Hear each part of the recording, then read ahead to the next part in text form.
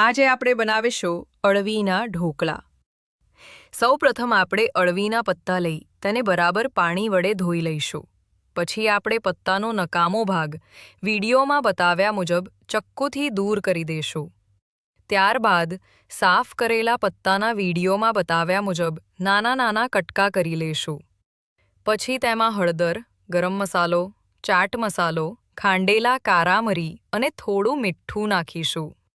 હવે તેમાં એકાદ લીંબુનો રસ, 2 ચમચા ચણાનો લોટ, આદુ અને લીલા મરચાંની પેસ્ટ તથા થોડો લાલ મરચું પાવડર નાખીને બધું બરાબર મિક્સ કરી લઈશું। પછી ઉપરથી થોડું તેલ નાખીશું। પછી તેને ગેસ પર ઢોકળિયામાં બાફવા મૂકીશું।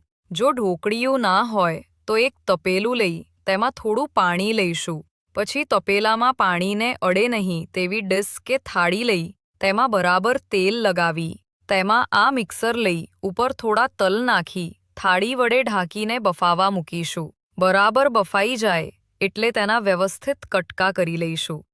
હવે એક પેનમાં થોડું તેલ લઈ તેમાં રાઈ, મેથીના દાણા તથા થોડા તલ લઈ રાઈ તતડી જાય ત્યાં સહેજ પર ગરમ કરીશું। પછી તેમાં બાફેલા ઢોકળા વધારી લઈશું। આપણા અળવીના ઢોકળા તૈયાર।